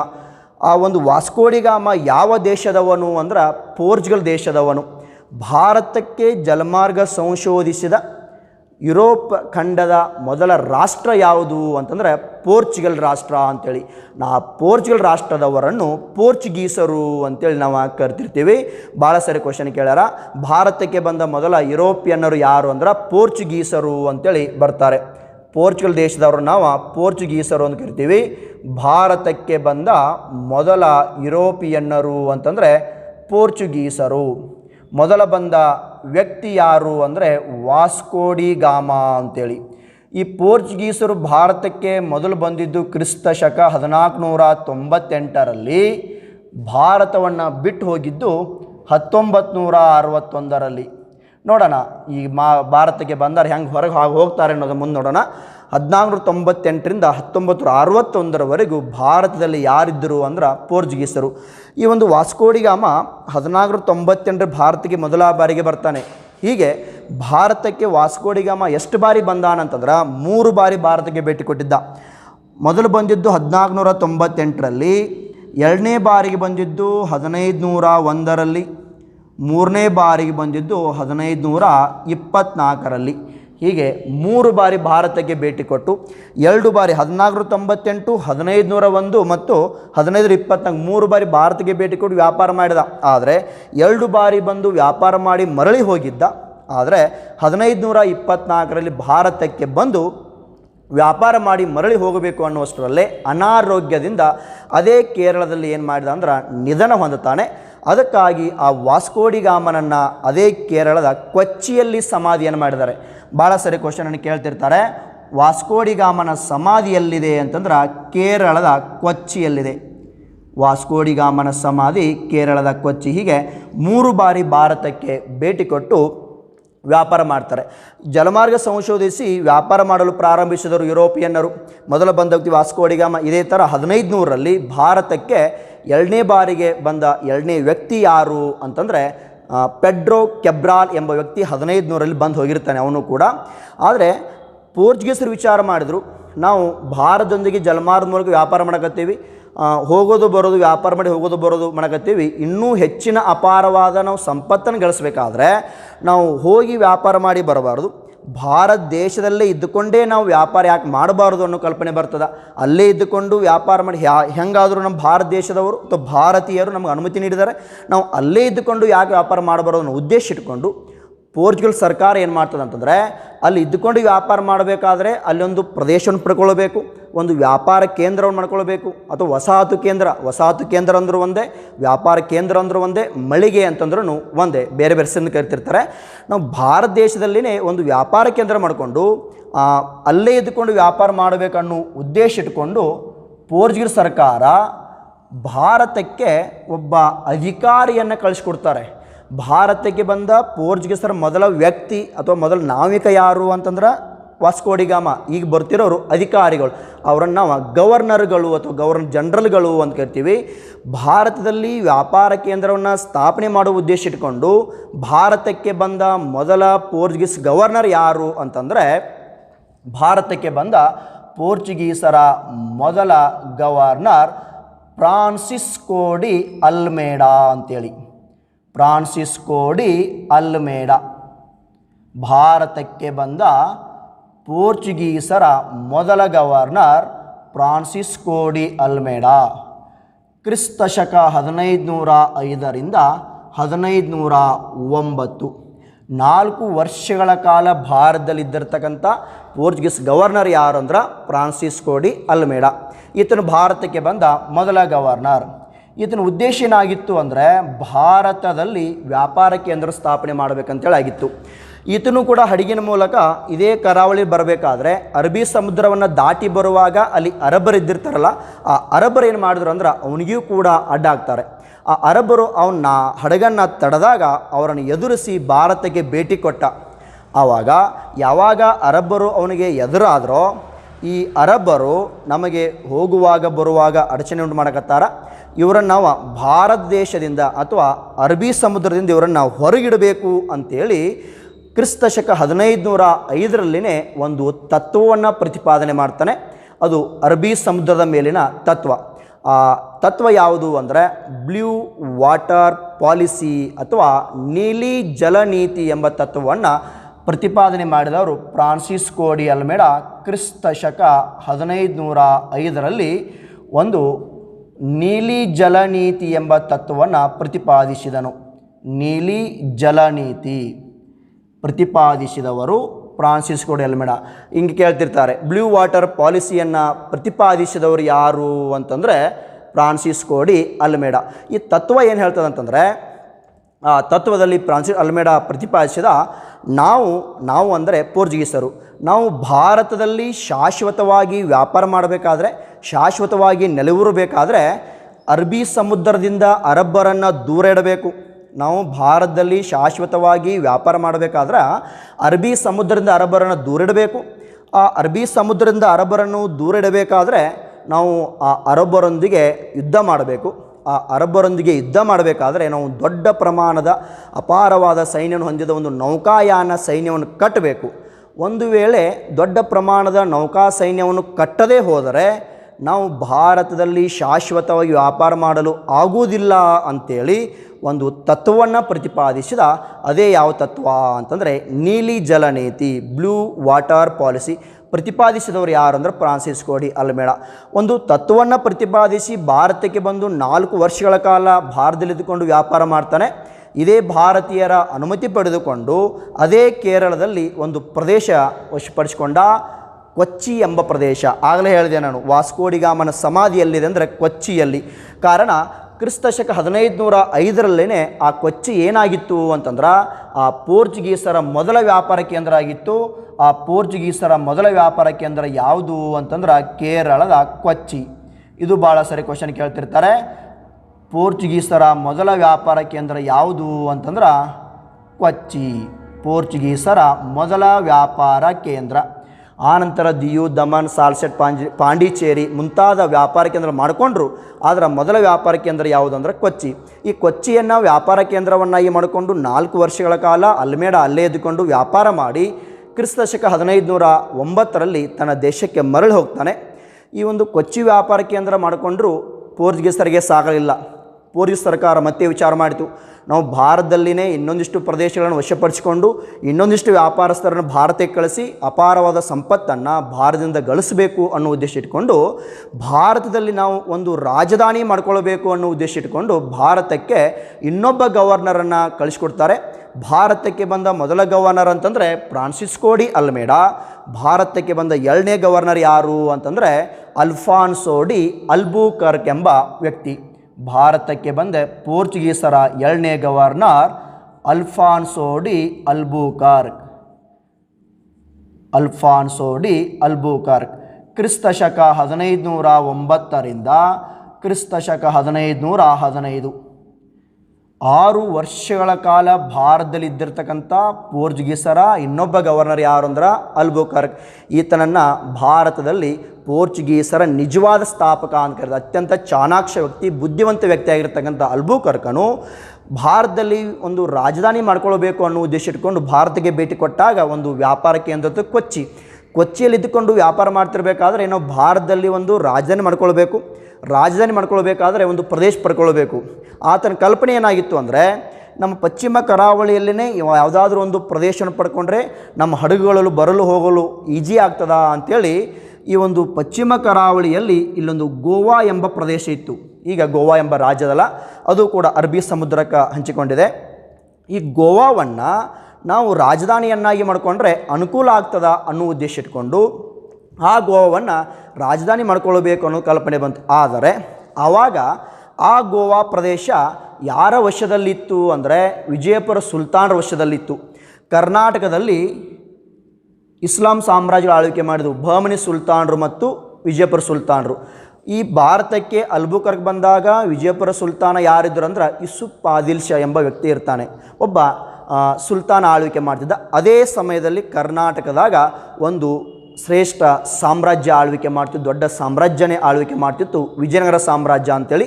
ಆ ವಿಜಯನಗರ ಸಾಮ್ರಾಜ್ಯದಲ್ಲಿ ಒಂದು ಸಂತತಿಯಲ್ಲಿ 4 ಸಂತತಿ ಬರ್ತವೆ, ಸಂಗಮ, ಸಾಳ್ವ, ತುಳುವ, ಅರವಿಡು ಅಂತೇಳಿ. ಅಲ್ಲಿ ತುಳುವ ಸಂತತಿ ಅಂತೇಳಿ ಆಳ್ವಿಕೆ ಮಾಡ್ತಿತ್ತು ಒಬ್ಬ ಪ್ರಸಿದ್ಧ ರಾಜ ಆಳ್ವಿಕೆ ಮಾಡ್ತಿದ್ದ ಶ್ರೀಕೃಷ್ಣ ದೇವರಾಯ ಅಂತೇಳಿ. ಆ ಶ್ರೀಕೃಷ್ಣ ದೇವರಾಯ ಆಗ ತಾನೇ 1509ರಲ್ಲಿ ಆತನಿಗೆ ಪಟ್ಟಾಭಿಷೇಕ ಆಗಿತ್ತು. ಆಗ ತಾನೇ ಆಳ್ವಿಕೆಗೆ ಬಂದಿದ್ದ, ರಾಜನಾಗಿ ಆಳ್ವಿಕೆ ಮಾಡ್ತಿದ್ದ. ಕರ್ನಾಟಕದಲ್ಲಿ ವಿಜಯಪುರ ಸುಲ್ತಾನರು, ಬಹಮನಿ ಸುಲ್ತಾನರು ಮತ್ತು ಈ ಒಂದು ವಿಜಯನಗರ ಸಾಮ್ರಾಜ್ಯದ ಮೇಲೆ ಯುದ್ಧಗಳು ನಡೀತಿರ್ತವೆ. ಕೃಷ್ಣದೇವರಾಯ ಆಳ್ವಿಕೆ ಮಾಡ್ತಿರ್ಬೇಕಾದ್ರೆ ಆ ಕಡೆ ಯೂಸುಫ್ ಆದಿಲ್ ಶಾ ಆಳ್ವಿಕೆ ಮಾಡ್ತಿದ್ದ. ಈ ಅಲ್ಬುಕರ್ಕನಿಗೆ ಗೋವಾ ಪ್ರದೇಶ ಬೇಕಾಗಿತ್ತು. ಈ ಗೋವಾ ಪ್ರದೇಶವನ್ನು ಪಡ್ಕೊಳ್ಬೇಕಾದ್ರೆ ನಾನು ಯೂಸುಫ್ ಆದಿಲ್ ಶಾನ ಮೇಲೆ ಯುದ್ಧ ಮಾಡಬೇಕು. ಈಗ ಪರಿಸ್ಥಿತಿ ಹೆಂಗದ ಅಂತಂದ್ರೆ, ವಿಜಯಪುರ ಸುಲ್ತಾನರು, ವಿಜಯನಗರ ಸಾಮ್ರಾಜ್ಯ ವಿರೋಧಿಗಳು, ಯೂಸುಫ್ ಆದಿಲ್ ಶಾ ಮತ್ತು ಕೃಷ್ಣದೇವರಾಯ ಇಬ್ಬರು ವಿರೋಧಿಗಳು, ಅವರವ್ರ ಮಧ್ಯೆ ಯುದ್ಧ ನಡೀತಿದ್ವು. ನಾನು ಕೃಷ್ಣದೇವರಾಯನ ಸಹಾಯ ಪಡ್ಕೊಂಡ್ರೆ ಆ ಒಂದು ಗೋವನ ಪ್ರದೇಶವನ್ನು ನಾವು ಪಡ್ಕೊಳ್ಬೋದು, ಈಜಿಯಾಗಿ ರಾಜಧಾನಿ ಮಾಡ್ಕೊಳ್ಬೋದು ಅನ್ನೋ ಉದ್ದೇಶ ಇಟ್ಕೊಂಡು ಈ ಅಲ್ಬುಕರ್ಕನು ಯಾರಿಗೆ ಭೇಟಿ ಆಗ್ತಾನೆ ಅಂತಂದ್ರೆ ಕೃಷ್ಣದೇವರಾಯನಿಗೆ ಭೇಟಿಯಾದ. ಕೃಷ್ಣದೇವರನ ಆಗ ತಾನೇ ರಾಜನಾಗಿದ್ದ. ಆತನೂ ಕೂಡ ಆ ಸುಲ್ತಾನರನ್ನು ಸೋಲಿಸಬೇಕು ಅನ್ನೋ ಉದ್ದೇಶ ಇಟ್ಕೊಂಡು ಆತನು ದೊಡ್ಡ ಸೈನ್ಯವನ್ನು ಕಟ್ಟಬೇಕಾಗಿರ್ತದೆ. ಆತನಿಗೆ ಪ್ರಬಲವಾದ ಪರ್ಷಿಯಾ ದೇಶದ ಕುದುರೆಗಳು ಬೇಕಾಗಿರ್ತವೆ. ಪರ್ಷಿಯಾ ದೇಶದ ಕುದುರೆಗಳು ಆತನಿಗೆ ಅವಶ್ಯಕತೆ ಇತ್ತು. ಅಲ್ಬುಕರ್ಕನಿಗೆ ಗೋವಾ ಪ್ರದೇಶದ ಅವಶ್ಯಕತೆ ಇತ್ತು. ಅಲ್ಬುಕರ್ಕ್ ಹೋಗಿ ಭೇಟಿ ಆಗ್ತಾನೆ ಶ್ರೀಕೃಷ್ಣದೇವರಾಯನಿಗೆ. ಕೃಷ್ಣದೇವರಾಯ ಮತ್ತು ಅಲ್ಬುಕರ್ಕ್ ಮಾತುಕತೆ ಮಾಡ್ಕೊಳ್ತಾರೆ. ಅಲ್ಬುಕರ್ಕ್ ಕೇಳಿಕೊಂಡ ಕೃಷ್ಣದೇವರಾಯನಿಗೆ, ನೀವು ನನಗೆ ಗೋವನ್ನು ವಶಪಡಿಸಿಕೊಳ್ಳಲು ಸಹಾಯ ಮಾಡಬೇಕಂತ ಕೇಳಿಕೊಂಡಾಗ ಕೃಷ್ಣದೇವರಾಯನ ಮರಳಿ ಏನು ಹೇಳಿದ ಅಂತಂದರೆ, ನೀವು ಈ ಕಡೆ ಭಾರತ ದೇಶಕ್ಕೆ ಬರುವಾಗ ನನಗೆ ಪರ್ಷಿಯಾ ದೇಶದ ಕುದುರೆಗಳನ್ನು ತಂದು ಕೊಟ್ಟರೆ ನಾನು ನಿಮಗೆ ಈ ಗೋವಾ ಪ್ರದೇಶವನ್ನು ವಶಪಡಿಸಿಕೊಳ್ಳಲು ಸಹಾಯ ಮಾಡ್ತೀನಿ ಅಂತೇಳಿ ಕೇಳ್ಕೊಂಡಾಗ ಅದಕ್ಕೆ ಅಲ್ಬುಕರ್ಕ್ ಅಥವಾ ಪೋರ್ಚುಗೀಸ್ ಸರ್ಕಾರ ಒಪ್ಕೊಳ್ತದೆ. ಈ ಅಲ್ಬುಕರ್ಕ್ ಮತ್ತು ಕೃಷ್ಣದೇವರಾಯನ ಮಾತುಕತೆಯ ನಂತರ ಅದೇ ವರ್ಷ ಅಂತಂದರೆ ಕ್ರಿಸ್ತಶಕ 1510ರಲ್ಲಿ ಕ್ರಿಸ್ತಶಕ 1510ರಲ್ಲಿ ಕೃಷ್ಣದೇವರಾಯನ ಸಹಾಯದಿಂದ 1510ರಲ್ಲಿ ಕೃಷ್ಣದೇವರಾಯನ ಸಹಾಯದಿಂದ ಅಲ್ಬುಕರ್ಕ್ ಏನು ಮಾಡಿದ ಅಂತಂದರೆ ವಿಜಯಪುರ ಸುಲ್ತಾನರ ಯೂಸುಫ್ ಆದಿಲ್ ಶಾನ ಮೇಲೆ ದಾಳಿ ಮಾಡ್ತಾರೆ. ಯೂಸುಫ್ ಆದಿಲ್ ಶಾನ ಮೇಲೆ ಕೃಷ್ಣದೇವರಾಯ ದಾಳಿ ಮಾಡ್ತಾನೆ. ಕೃಷ್ಣದೇವರ ದಂಡಯಾತ್ರೆ ಬರ್ತಾವಲ್ಲಿ 2ನೇ ದಂಡಯಾತ್ರೆ. ಈ ಕೃಷ್ಣದೇವರಾಯ ವಿಜಯಪುರ ಸುಲ್ತಾನರ ಮೇಲೆ ಯೂಸುಫ್ ದಾಳಿ ಮಾಡ್ತಾನೆ. ದಾಳಿ ಮಾಡಿ 1510ರಲ್ಲಿ ಕೃಷ್ಣದೇವರಾಯ ಮತ್ತು ಯೂಸುಫ್ ಆದಿಲ್ ಶಾನ್ ಮಧ್ಯೆ ಒಂದು ಕದನ ನಡೀತದ, ಕೋವಿಲಕೊಂಡ ಕದನ ಅಂತೇಳಿ. ಕೋವಿಲಕೊಂಡ ಕದನ. ಈ ಕೋವಿಲಕೊಂಡ ಕದನದಲ್ಲಿ ಯೂಸುಫ್ ಆದಿಲ್ ಶಾ ಮತ್ತು ಕೃಷ್ಣದೇವರಾಯ ಯುದ್ಧ ಮಾಡಿದಾಗ ಕೃಷ್ಣದೇವರಾಯನು ಈ ಯೂಸುಫ್ ಆದಿಲ್ ಶಾನನ್ನು ಸೋಲಿಸ್ತಾನೆ. ಸೋಲಿಸಿ ಈತನ ಬಳಿ ಇದ್ದ ಗೋವಾ ಪ್ರದೇಶ ಯಾರ ವಶವಾಯಿತು ಅಂತಂದ್ರೆ ಯೂಸುಫ್ ಆದಿಲ್ ಶಾನ ವಶವಾಗ್ತದ. ಯಾವ ಕದನದಲ್ಲಿ ಸೋಲಿಸಿದ ಅಂತಂದರೆ ಕೃಷ್ಣದೇವರಾಯ ಯೂಸುಫ್ ಆದಿಲ್ ಶಾನನ್ನು ಕೋವಿಲಕೊಂಡ ಕದನದಲ್ಲಿ ಸೋಲಿಸಿ ಗೋವಾ ಪ್ರದೇಶನ ವಶಪಡಿಸಿಕೊಂಡು ಅದನ್ನು ಅಲ್ಬುಕರ್ಕ್ನ ಬಿಟ್ಟುಕೊಡ್ತಾನೆ. ಆವಾಗ ಅಲ್ಬುಕರ್ಕನು ಆ ಗೋವಾ ಪ್ರದೇಶವನ್ನು ತನ್ನ ರಾಜಧಾನಿಯನ್ನಾಗಿ ಮಾಡಿಕೊಂಡ. ಪೋರ್ಚುಗೀಸರ ರಾಜಧಾನಿ ಯಾವುದು ಅಂತಂದರೆ ಗೋವಾ. ಮೊದಲ ವ್ಯಾಪಾರ ಕೇಂದ್ರ ಅಂತಂದರೆ ಕೊಚ್ಚಿ, ರಾಜಧಾನಿ ಯಾವುದು ಅಂತಂದರೆ ಗೋವಾ. ಈ ರಾಜಧಾನಿ ಮಾಡಿಕೊಂಡು ವ್ಯಾಪಾರನ ಆರಂಭಿಸಿದ. ಇಲ್ಲಿ ಭಾಳ ಸರಿ ಕ್ವಶನ್ ಕೇಳ್ತಿರ್ತಾರೆ. ಅಲ್ಬುಕರ್ಕನಿಗೆ ಸಹಾಯ ಮಾಡಿದ ಭಾರತೀಯ ರಾಜ ಯಾರು ಅಂದರೆ ಕೃಷ್ಣದೇವರಾಯ. ಕೃಷ್ಣದೇವರಾಯ ಯಾಕೆ ಸಹಾಯ ಮಾಡಿದ್ದ ಅಂದರೆ ಆತನಿಗೆ ಪರ್ಷಿಯಾದ ಕುದುರೆಗಳ ಅವಶ್ಯಕತೆ ಇತ್ತು, ಅದಕ್ಕಾಗಿ ಸಹಾಯ ಮಾಡಿದ್ದ. ಈ ಗೋವನ್ನು ರಾಜಧಾನಿಯನ್ನಾಗಿ ಮಾಡಿಕೊಂಡು ವ್ಯಾಪಾರನ ಆರಂಭ ಮಾಡ್ತಾರೆ. ಅತ್ಯಂತ ಚಾಣಾಕ್ಷ ವ್ಯಕ್ತಿ ಆಗಿರ್ತಕ್ಕಂಥ ಅಲ್ಬುಕರ್ಕನು ಏನು ಮಾಡಿದ ಅಂತಂದರೆ ಗೋವನ್ನು ರಾಜಧಾನಿಯನ್ನಾಗಿ ಮಾಡಿಕೊಂಡು ವ್ಯಾಪಾರ ಮಾಡ್ತಿರ್ಬೇಕಾದ್ರೆ ಸುಮ್ಮನಿರಲಿಲ್ಲ. ಆ ಗೋವಾ ರಾಜಧಾನಿಯಲ್ಲಿ ಒಂದಿಷ್ಟು ನಿಯಮ ಜಾರಿ ತರ್ತಾನೆ. ಗೋವಾದಲ್ಲಿ ಮಾತ್ರ, ಭಾರತದಲ್ಲೆಲ್ಲ ಗೋವಾದಲ್ಲಿ ಮಾತ್ರ ಒಂದಿಷ್ಟು ನಿಯಮಗಳನ್ನು. ಏನು ನಿಯಮ ಜಾರಿ ತಂದ ಅಂದರೆ ಬಾಲ್ಯ ವಿವಾಹ ನಿಷೇಧ ಮಾಡಿದ, ಸತಿ ಪದ್ಧತಿ ನಿಷೇಧ ಮಾಡ್ತಾನೆ, ಸತಿ ಸಹಗಮನ ಪದ್ಧತಿಯನ್ನು ನಿಷೇಧ ಮಾಡ್ತಾನೆ. ಭಾರತದಲ್ಲಿ ನಿಷೇಧ ಮಾಡಿದ್ರು ವಿಲಿಯಂ ಬೆಂಟಿಂಗ್. ಆದರೆ ಈ ಗೋವಾದಲ್ಲಿ ನಿಷೇಧ ಮಾಡಿದವರು ಯಾರು ಅಂದ್ರೆ ಅಲ್ಬುಕರ್ಕ್. ಸತಿ ಸಹಗಮನ ಪದ್ಧತಿ ಅಂದರೆ ಗಂಡ ಸತ್ತ ನಂತರ ಹೆಂಡತಿಯೇ ಕೂಡ ಚಿತೆಗೆ ಆರಬೇಕು, ಪ್ರಾಣ ತ್ಯಾಗ ಮಾಡಬೇಕಾದ್ರೆ ಸತಿ ಸಹಗಮನ ಪದ್ಧತಿ ಅಂತ ಕರೀತಾರೆ, ಅದನ್ನು ನಿಷೇಧ ಮಾಡಿದ. ಆಮೇಲೆ ಇಸ್ಲಾಂ ಧರ್ಮದಲ್ಲಿ ಪರ್ದಾ ಪದ್ಧತಿ ಅಂತ ಬರ್ತಿದೆ, ಬುರ್ಕಾ ಅಂತ ಕರಿತೀವಿ ನಾವು. ಆ ಪರ್ದಾ ಪದ್ಧತಿನೇ ನಿಷೇಧ ಮಾಡಿದ. ಇನ್ನೊಂದೇನು ಜಾರಿಗೆ ತಂದ ಅಂತಂದರೆ ಜಾತಿ ಅಂತರ್ಜಾತಿ ವಿವಾಹಗಳಿಗೆ ಪ್ರೋತ್ಸಾಹ ನೀಡ್ತಾನೆ. ಈ 4 ನಿಯಮಗಳನ್ನು ಜಾರಿ ತಂದವರು ಅಲ್ಬುಕರ್ಕಿಯಲ್ಲಿ ಗೋವಾದಲ್ಲಿ ಬಾಲ್ಯ ವಿವಾಹ ನಿಷೇಧ ಮಾಡಿದ, ಪರದಾ ಪದ್ಧತಿ ನಿಷೇಧ ಮಾಡ್ತಾನೆ, ಸತಿ ಸಹಗಮನ ಪದ್ಧತಿ ನಿಷೇಧ ಮಾಡಿದ. ಇನ್ನೊಂದು ಅಂತರ್ಜಾತಿ ವಿವಾಹಗಳಿಗೆ ಪ್ರೋತ್ಸಾಹ ನೀಡಿದಾಗ ಗೋವಾದಲ್ಲಿದ್ದ ಹಿಂದೂ ಮತ್ತು ಮುಸ್ಲಿಮರೆಲ್ಲರೂ ಇವನನ್ನು ಧರ್ಮ ವಿರೋಧಿ ಎಂದು ಈತನ ವಿರುದ್ಧ ದಂಗೆ ಹೇಳ್ತಾರೆ. ಯಾಕೆ ಇಸ್ಲಾಮರ ಸಂಸ್ಕೃತಿ ಪರದಾ ಪದ್ಧತಿ ಬುರ್ಕಾ ಪದ್ಧತಿ ಈ ನಮ್ಮ ಭಾರತದಲ್ಲಿ ರೂಢಿಂದ ಬಂದಿತ್ತು. ಗಂಡ ಸತ್ತ ನಂತರ ಹೆಂಡತಿ ಬದುಕಬಾರ್ದು ಸಾಯ್ಬೇಕು ಅನ್ನೋ ಪದ್ಧತಿ ಇತ್ತು. ಬಾಲ್ಯ ವಿವಾಹ ನಿಷೇಧ ಮಾಡ್ತಾನೆ. ಇವೆಲ್ಲ ನಿಷೇಧ ಮಾಡಿದ್ದಕ್ಕಾಗಿ ದಂಗೆ ಹೇಳ್ತಾರೆ. ದಂಗೆ ಎದ್ದಾಗ ಪೋರ್ಚುಗೀಸ್ ಸರ್ಕಾರ ಏನು ಮಾಡ್ತು ಅಂದ್ರೆ ಅಲ್ಬುಕರ್ಕ್ನನ್ನು 1515ರಲ್ಲಿ ತನ್ನ ದೇಶಕ್ಕೆ ಮರಳಿ ಕಳಿಸ್ತಾರೆ. ಈ ಅಲ್ಬುಕರ್ಕ್ ಯಾವಾಗ ಮರಳಿ ಹೋದನೋ ಆವಾಗ ಭಾರತದಲ್ಲಿ ಪೋರ್ಚುಗೀಸರು ಅವನತಿಯೇ ಪ್ರಾರಂಭ ಆಗಿಬಿಡ್ತದೆ. ಈ ಒಂದು ಪೋರ್ಚುಗೀಸರು ಭಾರತದಲ್ಲಿ ಅವನತಿಯಾಗಲು ಕಾರಣಗಳೇನು ಅಂತ ಹೇಳ್ತಿರ್ತಾರೆ. ಒಂದು, ಪೋರ್ಚುಗೀಸರ ನಂತರ ಅಥವಾ ಅಲ್ಬುಕರ್ಕನ ನಂತರ ಭಾರತಕ್ಕೆ ಬಂದ ಅಧಿಕಾರಿಗಳು ಗವರ್ನರ್ಗಳು ದುರ್ಬಲರಾಗಿದ್ದರು, ಅಸಮರ್ಥರಾಗಿದ್ದರು, ಭ್ರಷ್ಟಾಚಾರ ಇರ್ತಾರೆ. ಎಲ್ಲಿ ಭ್ರಷ್ಟಾಚಾರ ಇರ್ತದೆ ಅಲ್ಲಿ ಏಳಿಗೆ ಕಡಿಮೆ ಇರ್ತದೆ, ಒಂದು ಕಾರಣ. ಇನ್ನೊಂದು, ಭಾರತದಲ್ಲಿ ಮೊಘಲರ ಏಳಿಗೆ ಆಗ್ತದೆ. ದೆಹಲಿ ಸುಲ್ತಾನ್ ಅಂತ ಮೊಘಲರ ಏಳಿಗೆ ಆದರು, ಈ ಕಡೆ ಮರಾಠರ ಏಳಿಗೆ ಆದರು, ಈ ಕಡೆ ವಿಜಯನಗರ ಸಾಮ್ರಾಜ್ಯ ಕೂಡ ಆಳ್ವಿಕೆ ಮಾಡ್ತಿತ್ತು. ಆ ವಿಜಯನಗರ ಸಾಮ್ರಾಜ್ಯ 1565ರಲ್ಲಿ ರಕ್ಕಸ್ ತಂಗಡಿ ಕದನದಾಗ ಅವನತಿ ಹೊಂದದೆ. ಯಾಕಂದರೆ ಪೋರ್ಚುಗೀಸರು ವಿಜಯನಗರ ಸಾಮ್ರಾಜ್ಯದ ಸಹಾಯದೊಂದಿಗೆ ಇದ್ದಿರ್ತಾರಲ್ಲ, ಆ ವಿಜಯನಗರ ಸಾಮ್ರಾಜ್ಯ ಅವನತಿ ಹೊಂದುತ್ತದೆ. ಇನ್ನೊಂದು ಪ್ರಮುಖ ಕಾರಣ 1580ರಲ್ಲಿ ಸ್ಪೇನ್ ದೇಶ ಪೋರ್ಚುಗಲ್ ದೇಶದ ಮೇಲೆ ದಾಳಿ ಮಾಡಿ ಅವರನ್ನು ಸೋಲಿಸಿ ಆ ದೇಶವನ್ನು ವಶಪಡಿಸ್ಕೊಂಡು ಬಿಟ್ಟಿದ್ದಕ್ಕಾಗಿ ಭಾರತಕ್ಕೆ ಅವರು ನಿರಂತರ ವ್ಯಾಪಾರವನ್ನು ಕಡಿಮೆ ಮಾಡೋದನ್ನು ನಿಲ್ಲಿಸಿಬಿಡ್ತಾರೆ. ಆವಾಗ ಈ 4-5 ಕಾರಣಗಳಿಂದಾಗಿ ಭಾರತದಲ್ಲಿ ಪೋರ್ಚುಗೀಸರು ಅವನತಿ ಆಗ್ತಾರೆ. ಒಂದು ಕಾರಣ, ಅಲ್ಬುಕರ್ ನಂತರ ಬಂದ ಅಧಿಕಾರಿಗಳು ಭ್ರಷ್ಟಾಚಾರಿಗಳಾಗಿದ್ದರು. ಇನ್ನೊಂದು, ಮೊಘಲರ ಏಳಿಗೆ, ಮರಾಠರ ಏಳಿಗೆ, ವಿಜಯನಗರ ಸಾಮ್ರಾಜ್ಯ ಅವನತಿ, ಪೋರ್ಚುಗಲ್ ಸರ್ಕಾರ ಅಥವಾ ಪೋರ್ಚುಗಲ್ ದೇಶ ಸ್ಪೇನ್ ಆಳ್ವಿಕೆಗೆ ಒಳಪಟ್ಟಿದ್ದು. ಈ 4-5 ಕಾರಣಗಳಿಂದಾಗಿ ಭಾರತದಲ್ಲಿ ಪೋರ್ಚುಗೀಸರು ಅವನತಿಯಾದರು. ಆದರೆ ಪೋರ್ಚುಗೀಸರೇನು ವ್ಯಾಪಾರಕ್ಕೆ ಬಂದಿದ್ದರೋ ಅವರಿಂದ ಏನು ಲಾಭ ಆದವು ಅಂತಂದರೆ, ಒಂದು, ಮುದ್ರಣೆ ನಂತರ ಪರಿಚಯ ಆಗ್ತದೆ. 1556ರಲ್ಲಿ ಗೋವಾದಾಗ ಮುದ್ರಣೆ ನಂತರ ಪ್ರಿಂಟಿಂಗ್ ಪ್ರೆಸ್ ಅಂತ ಕರಿತೀವಿ. ಇನ್ನೊಂದು, ಪೋರ್ಚುಗೀಸರ ವಾಸ್ತುಶಿಲ್ಪಕಲೆ ಪರಿಚಯ ಆಗ್ತದೆ. ಯಾಕಂದ್ರೆ ಅಲ್ಬುಕರ್ಕ್ ಕಾಲದಲ್ಲಿ ಗೋವಾದಾಗ ಚರ್ಚ್ ಕೋಟೆ ಕಟ್ಟಿರ್ತಾರಲ್ಲ, ವಾಸ್ತುಶಿಲ್ಪಕಲೆ ಪರಿಚಯ ಆಗ್ತದೆ. ಇನ್ನು ಪೋರ್ಚುಗೀಸರ ಒಂದಿಷ್ಟು ಬೆಳೆಗಳು, ತಂಬಾಕು, ನೆಲಗಡಲೆ, ಈರುಳ್ಳಿ, ಮೆಣಸಿನಕಾಯಿ ಇಂಥ ಒಂದಿಷ್ಟು ಬೆಳೆಗಳು ಪರಿಚಯ ಆಗ್ತವೆ. ಆದರೆ ಅವರು ಅವನತಿಯಾಗಿದ್ದು 1500 ಸಮಯದಲ್ಲೇ. ಆದರೆ 1961ರವರೆಗೂ ಗೋವಾ ಮಾತ್ರ ಅವರ ವಶದಲ್ಲಿತ್ತು. ಆ ಗೋವಾ 1961ರಲ್ಲಿ ಭಾರತೀಯ ಸರ್ಕಾರ ಏನು ಮಾಡ್ತದಂದ್ರೆ ಒಂದು ಕಾರ್ಯಾಚರಣೆ ಮಾಡ್ತದ, ಆಪರೇಷನ್ ವಿಜಯ್ ಅಂತೇಳಿ. ಈ ಆಪರೇಷನ್ ವಿಜಯ್ ಎಂಬ ಕಾರ್ಯಾಚರಣೆ ಮಾಡಿ ಗೋವನ್ನು ಭಾರತ ದೇಶಕ್ಕೆ ಒಕ್ಕೂಟಕ್ಕೆ ಸೇರ್ಪಡೆ ಮಾಡ್ತಾರೆ. ಅದಕ್ಕಾಗಿ ನಾವು ಆ ಗೋವನ್ನು ಈಗ ಒಂದು ರಾಜ್ಯವನ್ನಾಗಿ ಮಾಡಿದ್ದಾರೆ. 1961ರಲ್ಲಿ ಪೋರ್ಚುಗೀಸರು ಸಂಪೂರ್ಣವಾಗಿ ಭಾರತವನ್ನು ಬಿಟ್ಟು ಹೋಗ್ತಾರೆ.